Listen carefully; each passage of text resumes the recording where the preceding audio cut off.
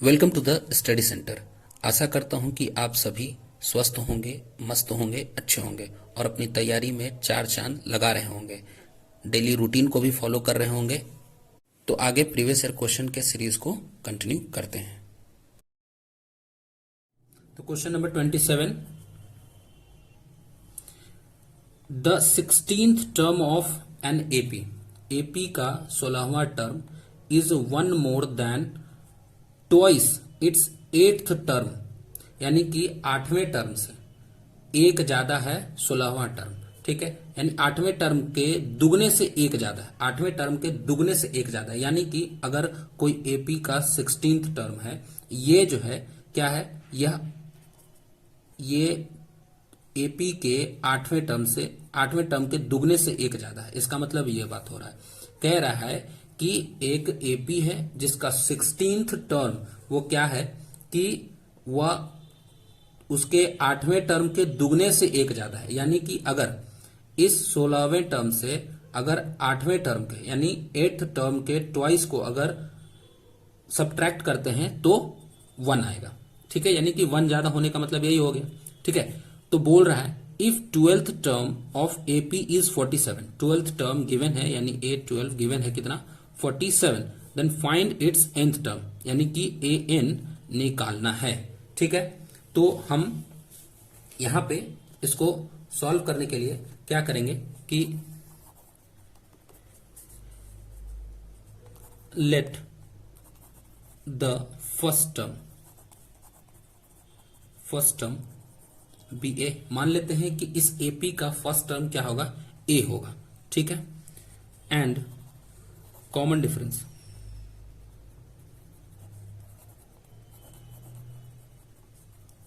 Difference be D. ठीक है, अब क्वेश्चन के अनुसार यानी अकॉर्डिंग टू क्वेश्चन क्या कहा है कि ए16 यानी कि एपी का 16th टर्म वो क्या है, उसी एपी के 8th टर्म के दोगुने से एक ज्यादा है। ये हमारा अकॉर्डिंग टू क्वेश्चन है। ठीक है, तो यहां से पता है कि A16 इज इक्वल टू होगा A प्लस 15D। ठीक है, और ये A8 यानी कि A प्लस 7D होगा और ये प्लस 1 होगा।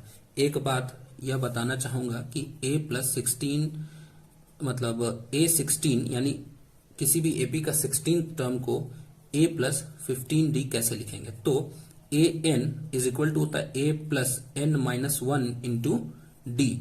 यानी कि जितना भी टर्म, यानी कि अगर यहां n के जगह पर अगर मैं रख दूं 100, तो यहां से A plus 100 minus 1 into D होगा, यानी A प्लस 99D होगा। ठीक है, यानी कि जितना भी n होता है, ठीक है, जितना भी n होता है वो A plus N minus 1 into D होगा, यानी n जितना है। उसी तरीके से यहाँ 16 था A16, तो A प्लस आप यहाँ रखते 16 माइनस 1 15 हो जाता, ये 15D हो गया। ठीक है, उसी तरीके से यहाँ पे रखते A16 is equal to A plus 15D। अगर A17 पूछता तो A प्लस 16D हो जाता। अगर A17 बोलता तो क्या हो जाता, A प्लस 16D हो जाता। ठीक है, तो यहां से A प्लस 15D, फर्दर इसको सॉल्व करेंगे इसको, तो 2A और ये हो जाएगा 14D और ये हो जाएगा प्लस 1। ठीक है, यहां से 2A और अगर इधर आएगा और ये इधर आ जाता है तो यहां से हो जाएगा ये डी, 15 में से 14D जाएगा, इधर आएगा तो माइनस में हो जाएगा और इधर आएगा तो ये A और ये माइनस 2A, तो ये हो जाएगा माइनस में A। ठीक है, इज इक्वल टू 1, यहाँ पे 1 रह जाएगा। ठीक है, देखिए यहाँ पे हुआ क्या कि 15 माइनस ये इधर आ गया 14, तो 14D हो गया, तो इसलिए इसके लिए 1D हो गया।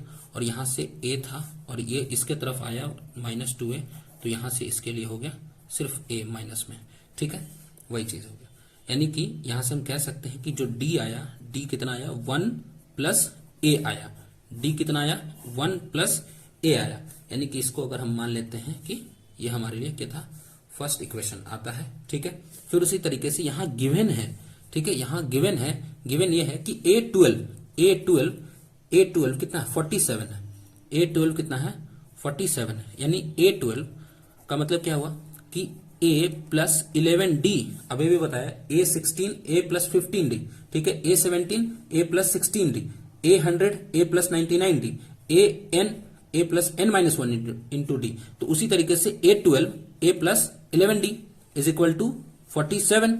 ठीक है, अब यहां से A plus 11D is equal to कितना था, तो 1 प्लस A था।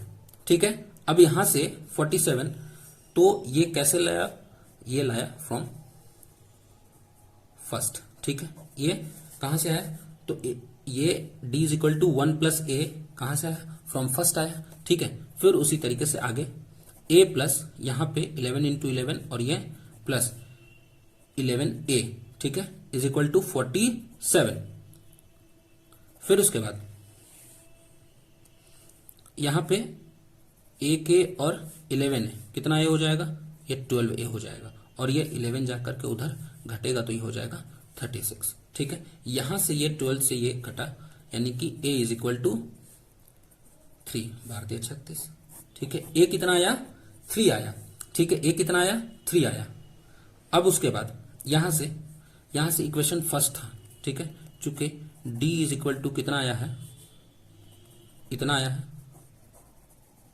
फ्रॉम फर्स्ट से।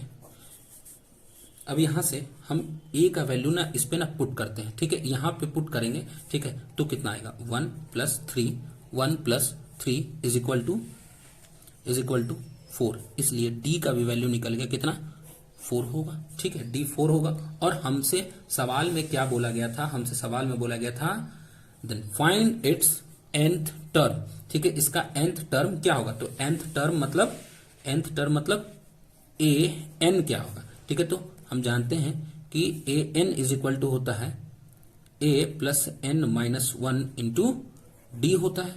ठीक है,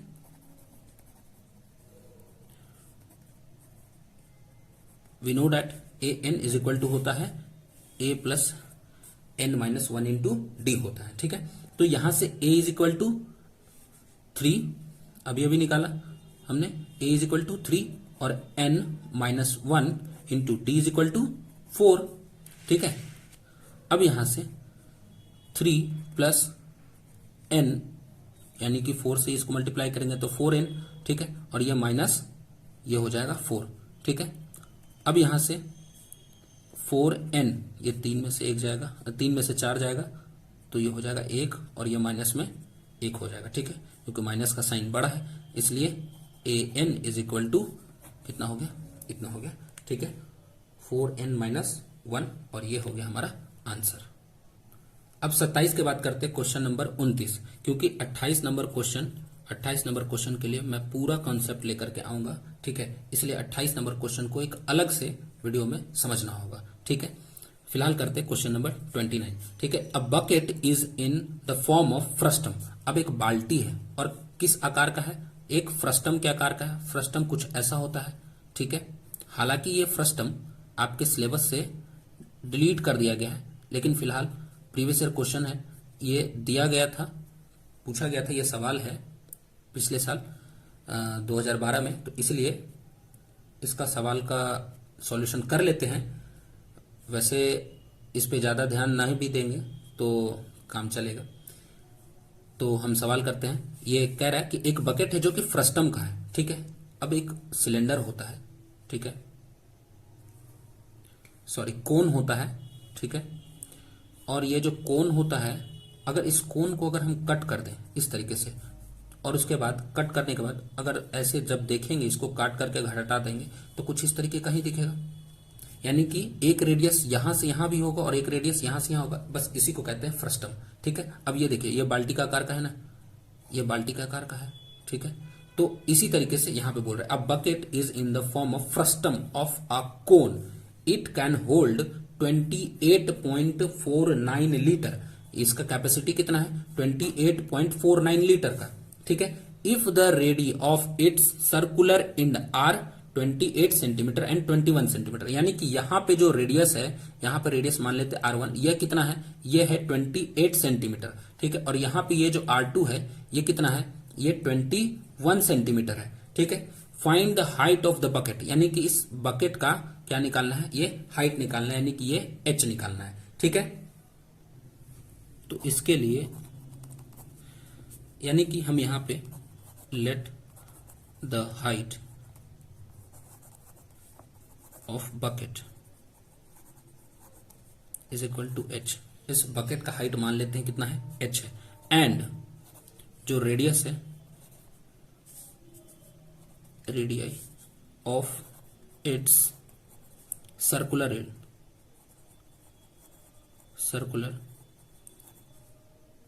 ends are R1 is equal to 28 centimetre and R2 is equal to 21 centimetre, ठीक है। ये मान लेते हैं कि हाइट h होगा और रेडियस कितना होगा, R1 28 सेंटीमीटर और R2 21 सेंटीमीटर, ठीक है। अब यहां से वॉल्यूम ऑफ बकेट कितना होता है, कैपेसिटी ऑफ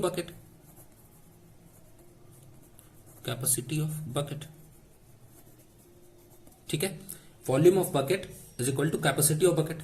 वैसे फ्रस्टम का जो वॉल्यूम होता है वो होता है 1/3 पाई h इंटू R1 का स्क्वायर प्लस R2 का square plus R1 into R2 is equal to, अब ये कैपेसिटी ऑफ जो बकेट है ये वॉल्यूम ऑफ बकेट होता है, यानी कि कैपेसिटी ऑफ बकेट कितना है, ये 28.49 लीटर है, ठीक है, 28.49 लीटर है। तो यहां से 1/3 पाई का वैल्यू 22/7 और ये h और R1 कितना दिया था 28 का स्क्वायर और R2 21 का स्क्वायर और ये प्लस 28 गुना 21 ये हो जाएगा और ये 28.49। एक बात कि ये जो लीटर है ना, लीटर को हम सेंटीमीटर में बदलेंगे, ठीक है। बता दूं कि 1 लीटर बराबर होता है 1000 सेंटीमीटर क्यूब, ठीक है। इस बात को आप ये याद रख लो, ठीक है। तो अगर इसमें 1000 से गुना कर दें तो यह क्या हो जाएगा, ये वॉल्यूम यानी सेंटीमीटर क्यूब में आ जाएगा, ठीक है। यानी कि आगे 1/3 22/7 गुना h। अब यहां से एक चीज देखिए आप, यहां पे है यह है 28 का स्क्वायर, यानी कि इसमें 7 का स्क्वायर और 4 का स्क्वायर, यहां है 21 का स्क्वायर, यानी कि इसमें 7 का स्क्वायर गुना 3 का स्क्वायर है कि नहीं। तो हम यहां से क्या करते हैं कि इस 28 के स्क्वायर और 21 के स्क्वायर में से 7 का स्क्वायर कॉमन ले लेते हैं, ठीक है। तो हम यहां से क्या करेंगे कि इस 28 के स्क्वायर और 21 के स्क्वायर में से हम 2 7 निकाल लेते हैं, 7 का स्क्वायर, ठीक है, यानी 2 7। अब यहां से क्या बचेगा, एक 4 का स्क्वायर बचेगा और यहां से एक 3 का स्क्वायर बचेगा। अच्छा, इस 28 में भी 7 गुना 3 है ना, तो एक 7 तो यहां निकल गया। अच्छा, इसमें भी है, सॉरी 7 गुना 4 था और इस 21 में 7 गुना 3 है, ठीक है। तो ये 7 यहां निकल गया एक, यानी कि इसमें से भी 2 7 निकला, इसमें से भी 2 7 निकला और इस वाले एक्सप्रेशन से भी 2 7 निकला, यानी इन तीनों एक्सप्रेशन से इस 28 से भी 2 7 निकला, 21 से भी 2 7 निकला और इस 28 गुना 21 से भी 2 7 निकल गया। तो यहां से क्या बचेगा, 4 गुना 3 बचेगा। बोलो बात समझ आ रही है। यानी कि यहां से 28, अब यहां पे 3 जीरो है, पॉइंट के बाद 2 जीरो, तो 28 49 और 1 जीरो हो जाएगा, ठीक है। इतना सेंटीमीटर क्यूब। देखो कैलकुलेशन को मैं जितना आसान बना रहा हूं ये तरीका सीखो। ये हो गया। अच्छा, यहां से एक साथ कट जाता तो यहां से कितना बचता, 22 गुना h बचता, ठीक है। अच्छा, यहां पे ये 4 का स्क्वायर, 4 चुको 16 हो जाता, 3 तिहाई 9 हो जाता, 4 तिहाई 12 हो जाता, 16 9 25 और 12 हो जाता 27, ठीक है, सॉरी 37, यानी कि 37 is equal to 28490 centimetre cube, ठीक है। अब यहां से एक और साथ यहां पे छूट गया, ठीक है। अब यहां से इस 7 से इसको कटा देते हैं, तो इसको काटेंगे तो 7 चौको 28, 0 ये 49 हो जाएगा, 7 7 49, 7 7 49, ठीक है। और यहां से अब ये देखिए 37 से कम 37 ये कटेगा, तो 40 में से 37 जाएगा 3, और फिर 37 से कम 37, और ये फिर 0 हो जाएगा। अगर आपको टिपिकल लग रहा है तो इसको मैं अलग से फिर से बताता हूँ।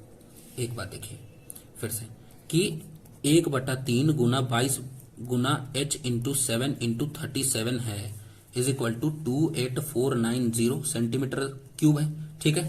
तब यहां से h निकालना है मुझे, h को यहीं छोड़ देता हूं, बाकी सब जो गुना में है इधर आकर के भाग में हो जाएगा, यानी 28490, ठीक है। और यहां जो ये भाग में है यह आ करके इधर गुना में लग जाएगा, तो यानी कि 22 गुना 7 गुना 37 ये हो जाएगा, ठीक है। तो मैं सबसे पहले 7 से इसको कटाता हूं, ठीक है। तो 7 चौको 28, ठीक है, 1 0 देंगे, ये 49 बनेगा, यानी कि 7 7 49, 7 7 49, और ये 1 0, ठीक है।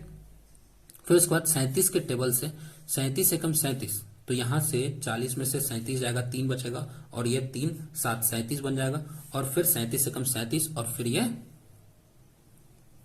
110, ठीक है। अब 22 से 22 बचे कट जाएगा, ठीक है। इसलिए यहां से h इज इक्वल टू ये कितना हो जाएगा, 3 बचे 15, तो यानी कि 15 सेंटीमीटर हो जाएगा। अब देखिए यहां पे ये था सेंटीमीटर क्यूब, यहां पे इस 7 के लिए सेंटीमीटर, और इस 37 के लिए एक और सेंटीमीटर, तो ये सेंटीमीटर स्क्वायर हो गया। ये सेंटीमीटर स्क्वायर से ये 2 सेंटीमीटर से 2 सेंटीमीटर कट गया, तो 1 सेंटीमीटर बचा, तो इसलिए यहां पे h is equal to 15 centimetre, ठीक है। Hence the height of frustum या बकेट इज 15 सेंटीमीटर, ये हो गया हमारा आंसर, ठीक है। देखिए अब क्वेश्चन नंबर है 30, और ये क्वेश्चन सिलेबस से डिलीट नहीं किया गया, इसलिए इसको ध्यान से समझिएगा। हाइट एंड डिस्टेंस का सवाल है।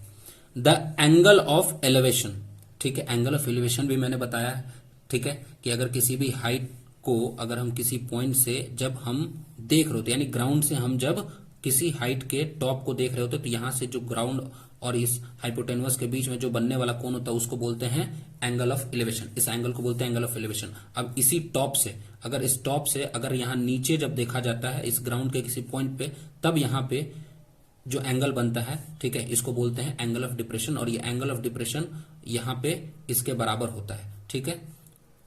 चलिए आगे, यहां पे the angle of elevation of the top of a hill, ठीक है, मान लेते हैं कि एक हिल है इस तरीके से। अब इस angle of elevation of the top of hill at the foot of tower is 60 degree, यानी कि एक टावर भी है, ठीक है।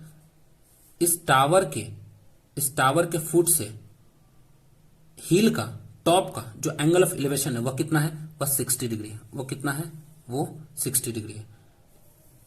ये हिल हो गया, मान लेते ये ए बी ये सी डी है, ठीक है।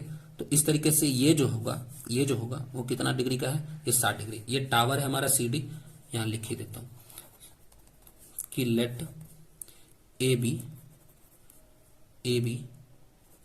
बी द हिल, ठीक है, ये हिल है, ठीक है। And C D with the tower, A B hill and C D with the tower. ये सी डी हमारा टावर है और ये ए बी हिल है, यानी ये हिल का हाइट हो गया, ये टावर का हाइट हो गया, ठीक है। तब यहां से ये कह रहा है कि ये एंगल ऑफ एलिवेशन, ठीक है, एंगल ऑफ एलिवेशन इस टॉप का, हिल के टॉप का, ठीक है ना, कहां से, तो फुट ऑफ द टावर, ठीक है, इस टावर के फुट से एंगल ऑफ एलिवेशन 60 डिग्री का है। And the angle of depression from the top of the tower, यानी कि टावर के ऊपर आकर के, यहां से आप देखेंगे, ठीक है, एंगल ऑफ डिप्रेशन मतलब ऊपर चले जाएंगे, ठीक है, angle of depression from the top of tower, यानी ये टावर है हमारा सीडी हमारा क्या है, टावर है। तो यहां टावर के टॉप पर आकर के, ठीक है ना, एंगल ऑफ डिप्रेशन देखेंगे फिर, ठीक है। To the foot of the hill, यानी कि ये हिल का फुट यहां है हमारा, यानी कि इधर की ओर, यानी कि इधर की ओर यहां देखेंगे, ठीक है, यहां देखेंगे, यानी कि इस टॉप से कहां देखेंगे, इस बी पॉइंट को देखेंगे, यानी कि हिल के फुट को देखेंगे, ठीक है। तो यहां से ये जो एंगल ऑफ डिप्रेशन वो कितने डिग्री का एंगल बन रहा है, यहाँ 30 डिग्री का। अगर ये 30 डिग्री तो यहाँ भी 30 डिग्री होगा, बिकॉज ये जो लाइन है और ये जो लाइन है, ठीक है, ये बी डी और ये वाला लाइन, ये दोनों लाइन पैरेलल होगा, और ये लाइन जो है एक ट्रांसवर्स है, तो अल्टरनेट इंटीरियर एंगल से ये दोनों एंगल बराबर होगा, यानी ये 30 तो ये भी 30 हो जाएगा। If the tower is 50 metre high, यानी कि यहां से यहां तक जो टावर है, ये सीडी का जो हाइट है वो कितना है, वह 50 मीटर का है, ठीक है। Find the height of the हिल, अब यानी कि यहां से यहां तक इस हिल का हाइट पता करना है, इस हिल का हाइट पता करना है, ठीक है। एक चीज यहां पे कि क्या बोला मैंने, ए बी हिल है, सी डी टावर है, और एक चीज मेंशन कर लो कि ए डी बी कितना डिग्री का है, ये 60 डिग्री का, और सी बी डी ये कितने डिग्री का है, ये 30 डिग्री का है, ठीक है। अब यहां से इन ट्रायंगल इसमें A D B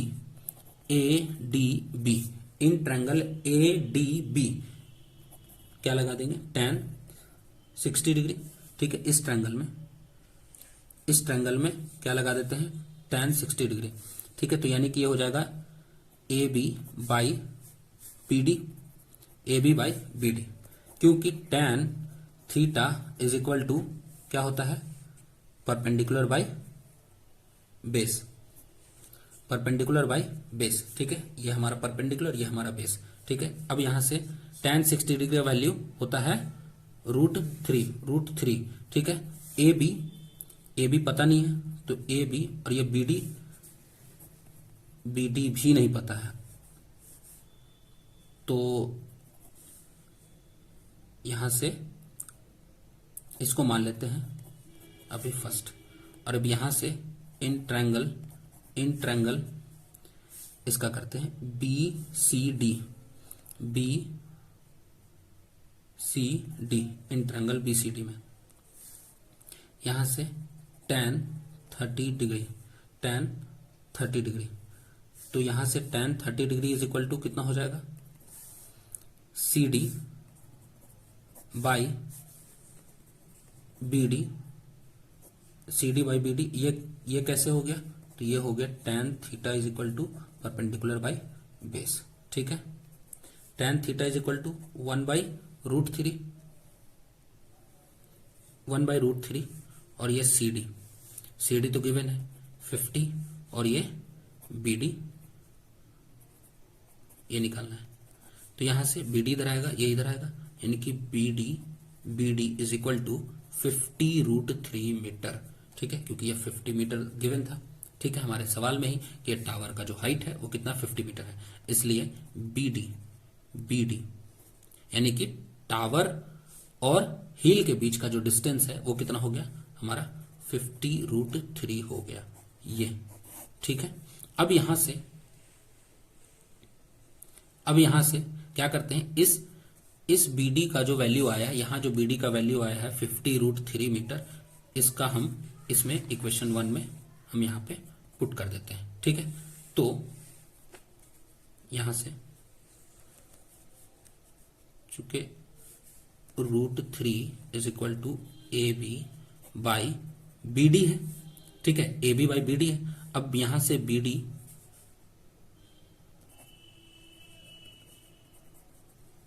is equal to 50√3, ये 50√3 यहां पे ये गिवन है, ठीक है, अभी अभी आया, यानी कि यहां से हम इसको ऐसे लिख सकते हैं कि AB is equal to 50√3 into √3, ठीक है, इस तरीके से लिख सकते हैं, ठीक है, यानी कि इतना मीटर हो जाएगा।